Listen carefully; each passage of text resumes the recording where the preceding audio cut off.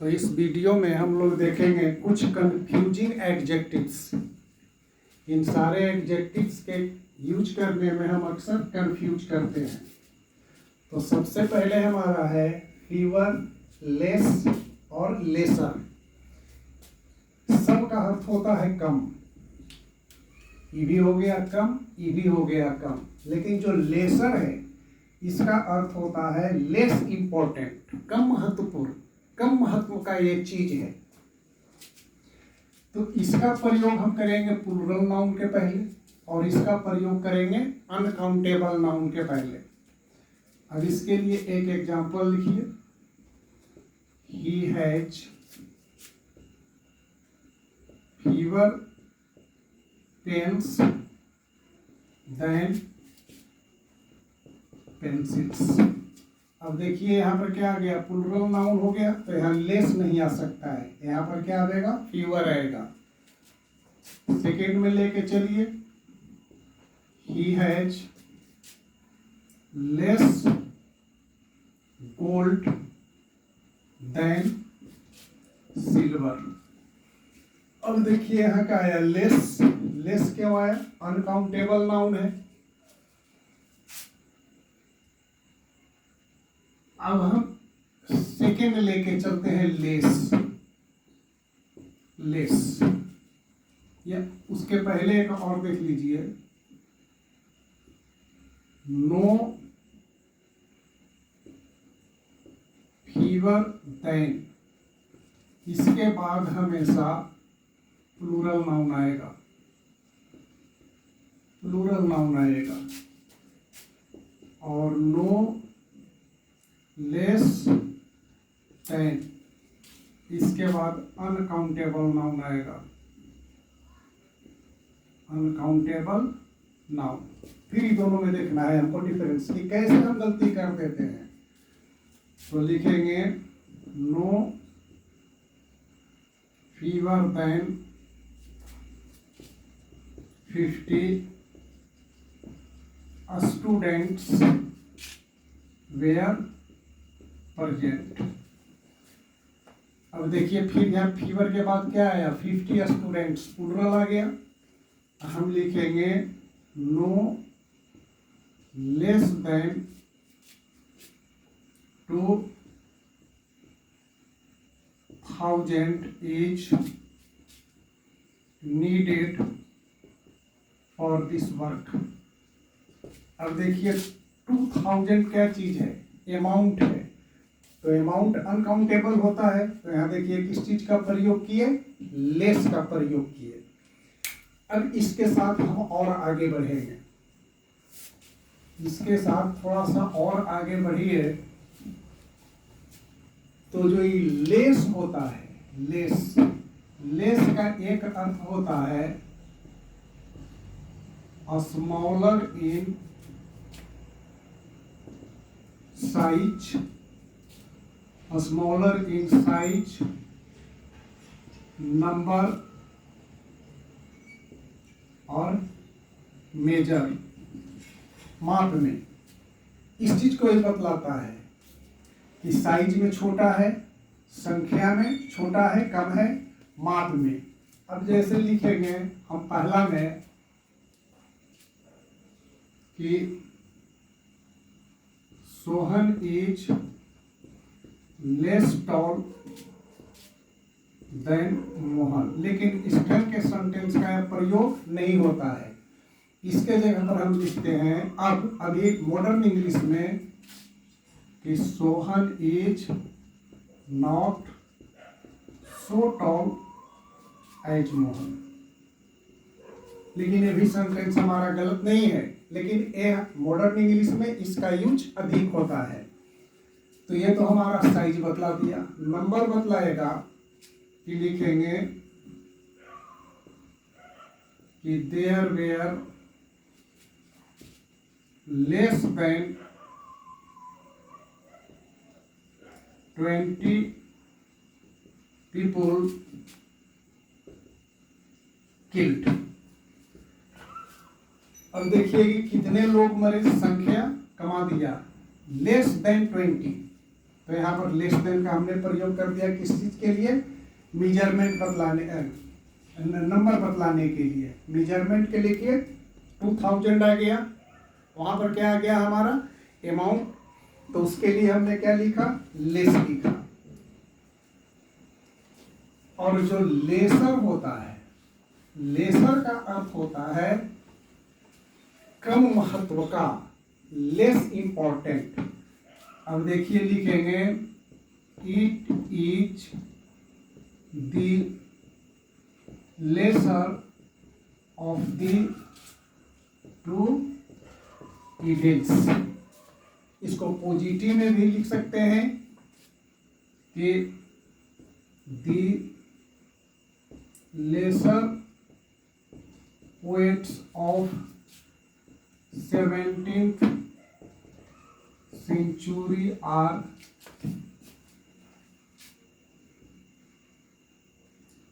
receiving attention। अब देखिए are not receiving attention, not receiving attention. तो यहां भी देखिए कि आपने इसका प्रयोग कहाँ कर दिया, पॉजिटिव डिग्री के रूप में कर दिया। तो ये आ जाता है अनकाउंटेबल नाउन, प्लूरल नाउन के पहले, ये आता है अनकाउंटेबल नाउन के पहले, इसका एक अलग अर्थ हो जाता है। आगे हम बढ़ेंगे तो फिर हम कंफ्यूज करते हैं कहाँ लिखने में, कि फिर हमारा कंफ्यूजिंग वर्ड आ गया इल्डर, इल्डर और इल्डेस्ट। उसके बाद हो गया ओल्डर और ओल्डेस्ट। इल्डर का मतलब होता है छोटा, सॉरी, इल्डर का अर्थ होता है बड़ा और इल्डेस्ट का अर्थ होता है सबसे बड़ा। सेम ईडी लिखता है, सेम दोनों है, ये दोनों एज बतलाता है। पहला क्या बतलाएगा, एज, तो ये भी एज बतलाएगा, दोनों एज बतलाएगा। लेकिन ई का बतलाएगा कि ब्लड रिलेशन होना चाहिए। ब्लड रिलेशन मतलब एक ही परिवार के सदस्य होने चाहिए। और इसको मैं कहीं भी हम इसका यूज कर सकते हैं, कहीं भी, मतलब व्यक्ति, वस्तु या किसी चीज के लिए इसका हम प्रयोग कर सकते हैं। लेकिन इसका प्रयोग जब होगा तो हम ब्लड रिलेशन के लिए ही करेंगे, member of the same family के लिए ही हम करेंगे। इन दोनों का प्रयोग हम पॉजिटिव के रूप में भी करते हैं। अब लिखेंगे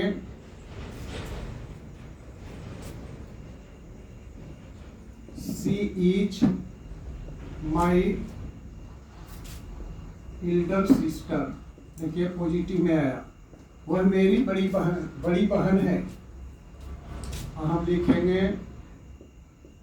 Soni is my eldest sister. Soni मेरी सबसे बड़ी बहन है। अब यहाँ पर हम कभी भी ओल्डर या ओल्डेस्ट का प्रयोग नहीं करेंगे, इसलिए कि यहाँ पर ब्लड रिलेशन दिखाया गया है। अब इसमें आइए, हम लिखेंगे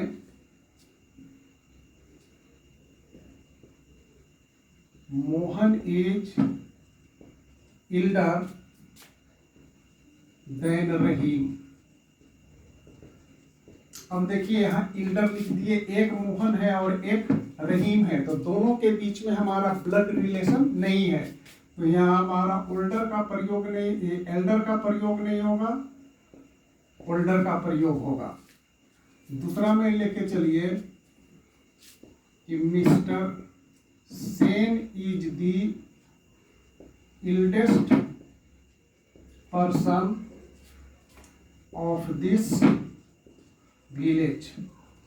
कि सेन साहब इस गांव के सबसे बुजुर्ग आदमी हैं।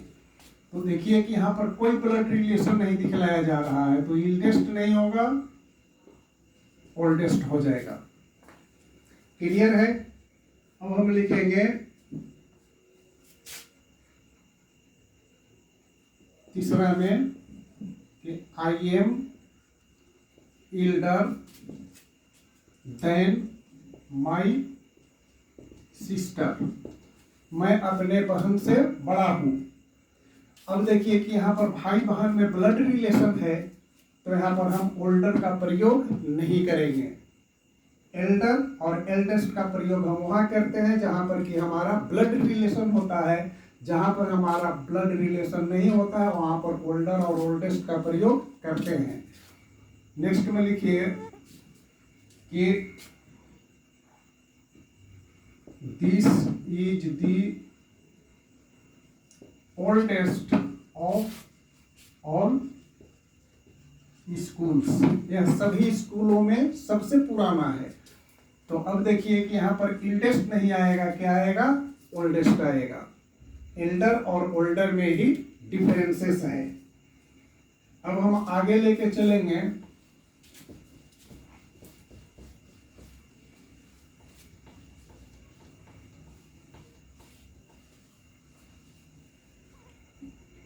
फादर, फादर काफी महत्वपूर्ण है ये। और फादर, अब देखिए फादर क्या होता है? फार का कंपैरेटिव डिग्री होता है और फर्दर है वो फोर का कंपैरेटिव डिग्री होता है। तो इससे क्या पता चलता है? Distance.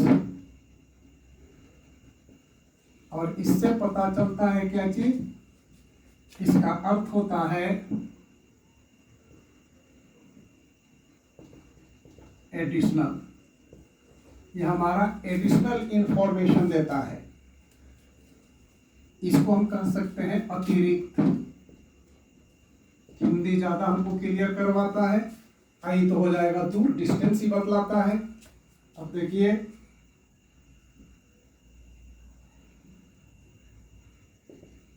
Patna is farther from Barbigha than Harnaut. Patna Barbigha और हरनौत से ज्यादा दूर है। तो यहाँ पर देखिए किस चीज का प्रयोग हुआ दूरी बतलाने में? फार्दर का। अब लिखिए what is your further programme, आपका एडिशनल और कोई योजना क्या है उसके बारे में हम लिखेंगे। Let us work a little. यहाँ खाली है। अब देखिए यहाँ पर आपका फादर आ रहा है कि फर्दर आ रहा है? तो यहाँ पर वॉक करने की बात आ रही है। तो वॉक करेंगे तो क्या हो जाएगा? डिस्टेंस बतलाएगा। इसलिए यहाँ पर फर्दर नहीं होगा, फादर होगा। फादर का हम प्रयोग करेंगे। आगे हम बढ़ेंगे तब हम देखेंगे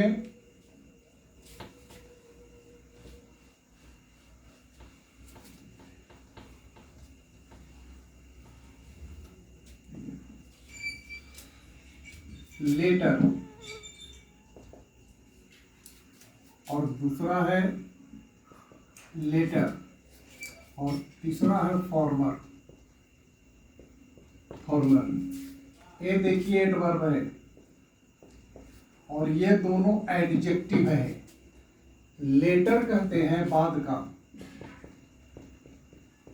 और ये होता है पहले का। पहले का। अब देखिए हमको लिखना है कि Ram came later than you, Ram तुमसे देर से आया। अब देखिए यहाँ लेटर लिखे एडवर्ब को, इसलिए कि केम क्या है? वर्ब है, तो वर्ब को मॉडिफाई एडवर्ब करता है। ए लेटर हमारा क्या है? ए लेटर हमारा एडजेक्टिव है। सेकंड में लिखें कि Ram and Mohan are honest, but I prefer former to later। एक कहता है कि राम और मोहन दोनों ईमानदार हैं, लेकिन वो किसको ज्यादा पसंद करता है? फॉर्मर को। फॉर्मर मतलब पहले। पहले कौन है? राम। राम को। फॉर्मर का एक और अर्थ होता है पहले का, जिसको हम कह सकते हैं भूतपूर्व। भूतपूर्व। जैसे Lalu Prasad is the former chief minister of Bihar. Former, latter, और लेटर में यही आपका डिफरेंस है। आगे बढ़ेंगे।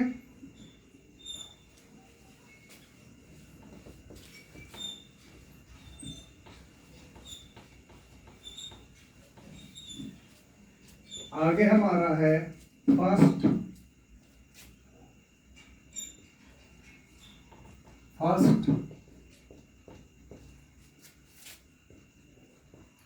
फॉरमोस्ट और लास्ट। ये देखिए सब के तीनों एडजेक्टिव हैं। यही ऑर्डर बतलाता है और ये भी ऑर्डर बतलाता है। ऑर्डर बतलाता है, लेकिन ये होता है सबसे महत्वपूर्ण। सबसे महत्वपूर्ण ये ऑर्डर नहीं बतलाता है। अब फर्स्ट का कहाँ प्रयोग करेंगे और लास्ट का कहाँ प्रयोग करेंगे ऑर्डर बतलाने में? तो जब दो का हमको ऑर्डर बतलाना है, दो में पहला और दूसरा का, तो पहले के लिए आप लिखिए फॉर्मर और दूसरे के लिए लिखिए लेटर, जो इससे पहले बताए। लेकिन दो से अधिक के बीच में आपको ऑर्डर बतलाना है, तो पहले के लिखिए फर्स्ट और अंतिम के लिखिए लास्ट। अब लिखेंगे Ram, Mohan and Sohan are friends, but the first is better than the last। अब यहाँ कितने हैं? राम है, मोहन और सोहन है। यदि दो रहते, राम मोहन रहते, मोहन सोहन रहते, तब तो यहाँ पर हम फॉर्मर और यहाँ पर हम लेटर का प्रयोग करते। लेकिन चूंकि ये तीन है, तो तीन से अधिक में हम पहले के लिए फर्स्ट लिखते हैं और आखिरी के लिए लास्ट लिखते हैं। फिर इनका अपना अर्थ भी होने लगता है। जैसे he got the first French, इसे तो आप जानते हैं। दूसरा में लिखेंगे he was the first to tell me, वह मुझे बताने वाला प्रथम था, है ना। हम लिखेंगे which is the last month of the year. अब देखिए इसी को हम लिख देंगे कि ही केम लास्ट। तो ग्रामर में पार्ट्स ऑफ स्पीच का जैसे ही शब्द के पोजीशन को हम बदलते हैं, वहां पर कोई हम शब्द को लाते हैं, तो वो फिर अपना पार्ट्स ऑफ स्पीच बना लेता है। जब हम शब्द को सेंटेंस में डालते हैं तो पता चलता है कि हमारे 8 पार्ट्स ऑफ स्पीच में किसको फॉलो करता है। अब की हम बढ़ना है हमको कि एक हमारा है स्मॉल और दूसरा है यंग। अब देखिए स्मॉलर, स्मॉलेस्ट, और यहाँ है यंगर और यंगेस्ट। यंगर और यंगेस्ट। ये क्या करता है, साइज बतलाता है और ये एज बतलाता है, इस साइज बतलाएगा। अब हम लिखेंगे my house is smaller than yours. मेरा घर तुम्हारे से छोटा है, तो घर का साइज बतला दिया। दूसरा में देखिए,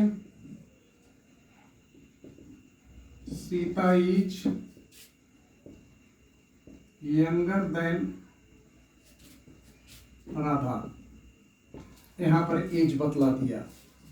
हम इसको पॉजिटिव डिग्री में भी लिख सकते हैं, सी इज माई यंगर सिस्टर, वह मेरी छोटी बहन है। हम लिख सकते हैं Raju is my youngest brother, Raju मेरा सबसे छोटा भाई है। आगे बढ़ेंगे हम।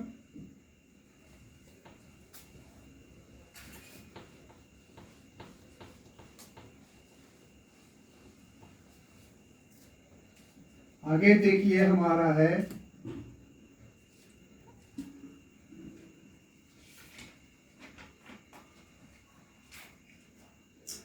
लास्ट और लेटेस्ट। तो लास्ट तो हम आपको पहले बतला दिए कि ये ऑर्डर बतलाता है, क्रम बतलाता है। और लेटेस्ट का मतलब होता है रिसेंट या ताजा, एक टाइम बतलाता है। एग्जाम्पल, लास्ट तो इससे पहले वाला में डील कर दिए हैं, यहाँ लास्ट को डील करने का जरूरत नहीं है, यहाँ सीधे करेंगे। हम लिखेंगे, एक सेंटेंस लिख दीजिए, what is your last decision, तुम्हारा आखिरी फैसला क्या है। हम लिखेंगे what is the latest news, मतलब ताजा समाचार क्या है। अभी कोरोना पर खूब लेटेस्ट न्यूज आ रहा है ना। हम लिखेंगे this is my latest book, this is my latest book, मतलब अभी अभी ये किताब मार्केट में आई है। नेक्स्ट में लेकर के चलिए,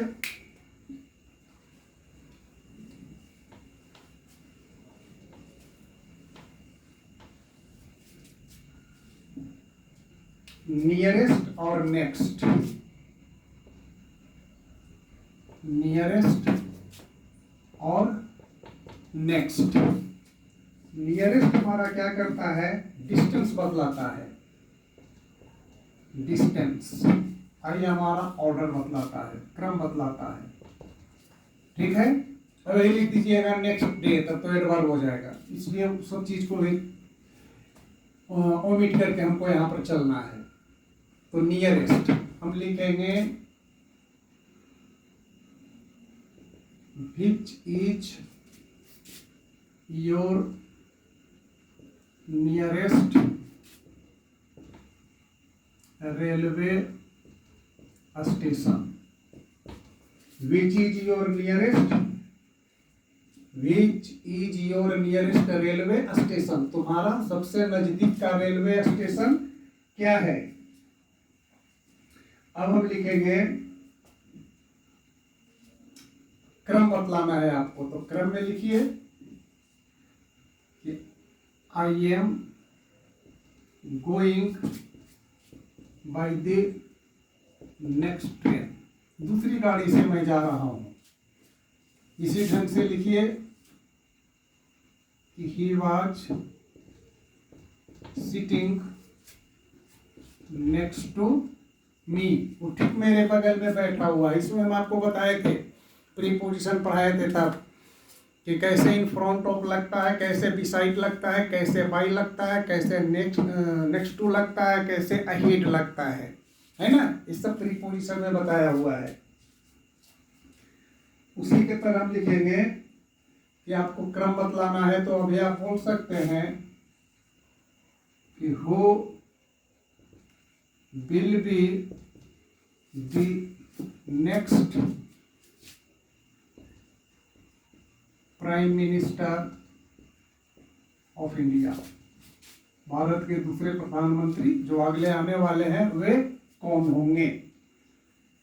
उसके बाद हम लिखेंगे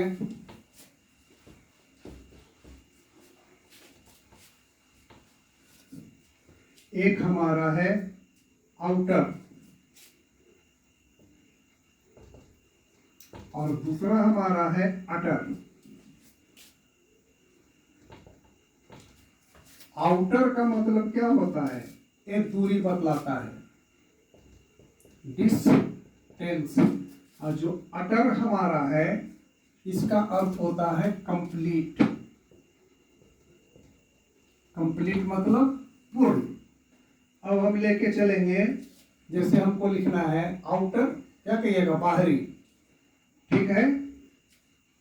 तो हम लिखेंगे कि दी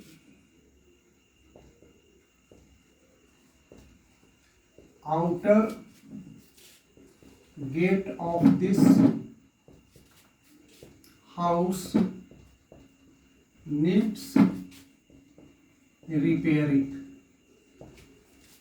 घर का जो बाहरी दरवाजा है उसको रिपेयरिंग की आवश्यकता है ना। उसी तरह से लिखेंगे कि I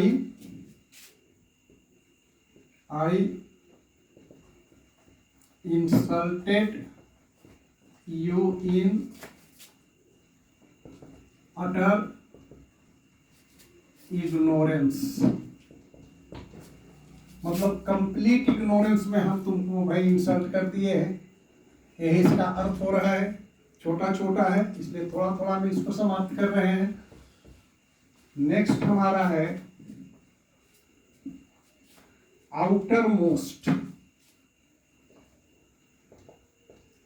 आउटर मोस्ट और दूसरा है अटमोस्ट। अटमोस्ट। अब हमको देखना है कि ये दोनों में क्या डिफरेंस आता है। यह होता है केंद्र से दूर, केंद्र से दूर, और ये इसका अर्थ होता है अत्यंत। अत्यंत, दोनों दो चीज हो गया। अब हम लिखेंगे कि the outer most wall of this fort is broken. सबसे बाहरी जो दीवार है वो क्या चीज है, टूटा हुआ है, ब्रोकन है। इसको लिख दीजिए कि it is the matter of utmost importance. तो काफी अत्यंत महत्वपूर्ण का ये मामला है। तो ये दोनों में डिफरेंसेस आता है। तो इतना आपके सिलेबस में लगभग पूरा हो गया। ऐसे और कंफ्यूजिंग वर्ड हैं लेकिन वे सब कॉम्पिटिटिव एग्जाम में आते हैं, ऐसे जनरल एग्जाम में उन सबों से क्वेश्चन नहीं पूछे जाते हैं। तो इतना है, आप लोग प्रैक्टिस कीजिए। और आगे दिन जो हमारा एक्सरसाइज होगा, जो हम ऑनलाइन पढ़ा रहे हैं आप लोगों को, उसको मैं इसी से रिगार्डिंग कल क्वेश्चन रहेगा, कल उसी को हमको पूरा करना है। तो इस वीडियो को आप लोग जितना बार इच्छा है उतना बार देखिए। Thank you.